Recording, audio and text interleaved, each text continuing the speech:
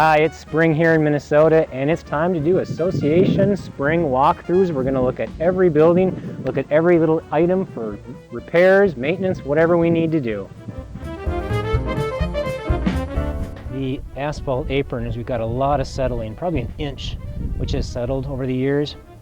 We've also got a seam here between the concrete garage slabs. Then we probably need to have a section of asphalt cut out, recompacted, and then the asphalt poured again. And then blown out and filled with caulk, just so that no water penetration occurs in here. Here's another item that we look for in the spring, the garage door trim, especially when you have wood trim like this. Here we've got two things going on. First, we've got a little damage, probably from the snow shovelers, which is common. And then secondly, we've also got some paint peeling here. And where the paint is flecked off, it just needs to be touched up with paint a little bit. And then typically associations paint their trim about every 2 years. But when you've had a hard winter like this and it flecks off a little bit, you know, you need to touch it up every year in between cycles. Here's another common problem we have in the winter. It's the downspout extensions. And a lot of stuff happens in the winter. Things get run over by people, pets, machines, whatever. And this is quite common, just a downspout that's been damaged. You know, and it's pretty ineffective when it can't open up all the way. So two things you can do to this is, one, you can take your pliers and try to crimp it and make it better on its own.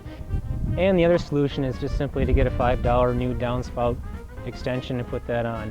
Another thing to look for with your gutter downspout extensions, does it come off? And if it comes off in your hand, it's probably going to come off during the season, so it needs to be re-screwed on, reattached somehow. And you can also see with this downspout, it's hanging over this lip way too much. And so what happens is the lawn crew with their lawnmowers can't get by this, and they're eventually going to run this over more, or it's going to come off. The best thing you can do is to have the downspout extension cut off right here, right where it meets the black plastics, and the water flows over the edging. Exactly. One other thing we want to look for is the decks. Water can take its toll on decks during the freeze-thaw cycle in Minnesota. The water sits on the handrails, penetrates, and it's a vicious cycle. And when the water does that, it just disrupts the integrity of the wood. So if you paint or stain your decks, especially those handrails, pretty much every year you're going to expect to touch them up. It's also a good idea to look at the underside of the decks, look at the boards underneath there to see if there's anything rotted. A lot of times you can't see that above ground, but when you get below the deck and you look up underneath, that's where a lot of the rotting forms. And you want to get rid of those rotted boards as soon as you can. Here's a few more items to look at on the concrete patios. The first one, you always want to look at these structural cracks like this. With concrete, there's not a whole lot you can do when you get a crack this large. You can't really caulk it or fill it. Generally what you have to do is you have to cut out a section and replace it. And that's the right permanent solution. Second thing is you want to make sure you caulk. You've got a whole section here along this door that's rough, and it's got about an inch gap, and that's something you really want to need to have filled to keep that water out. These privacy fences are great, you know, it gives you a little bit of privacy, but oftentimes the irrigation systems hit the fence if they're not adjusted correctly, and you get a lot of this green algae and fungus forming. And probably once a year you want to get those power washed just to keep those boards in tip-top condition. Here's a dryer vent that this particular association has done a good thing. They've put chicken wire over the dryer vent cap. It's a good idea to use chicken wire over a vent cap like that because the birds in Minnesota are pretty smart. And what they like to do is they can open up that vent flap with their beak, and then what they do is they get in and they build birds' nests. And they have baby birds, and then we have big problems. It's a good idea to have your dryer vents cleaned about every 2 years, otherwise you have a risk of fire and water.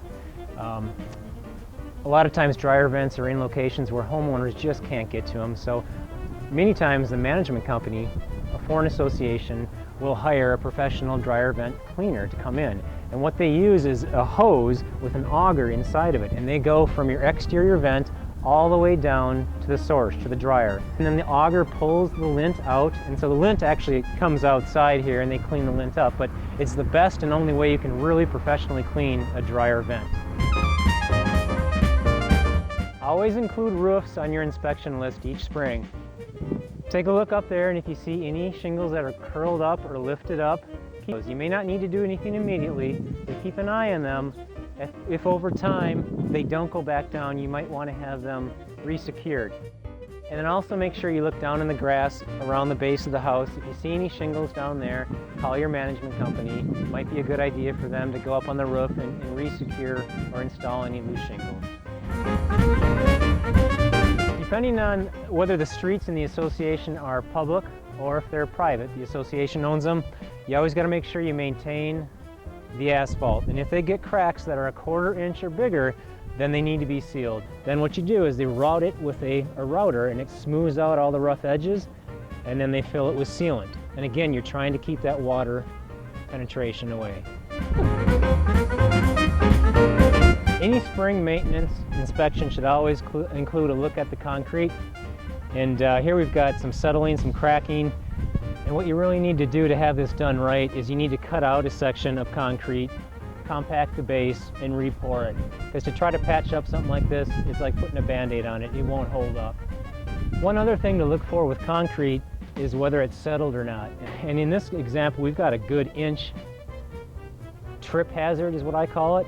You know, if somebody's getting their mail and they're going to leave, they might trip over here. In cases like this, you either need to do a replacement of all the concrete, or you might just want to mud jack these sections up and lift it up so it's even with the existing concrete. Hope you loved the tour, folks. Remember, you can take care of some of these items. Take a step outside, look for all these things. If you happen to notice anything that needs attention, call your management company. Because you do not want water next to the but Kim's got her boots on, so we'll be fine. Blah, blah, blah, blah, blah. I don't know. Trying to finish my blah, blah, blah. That wasn't too good. I'm getting less funny.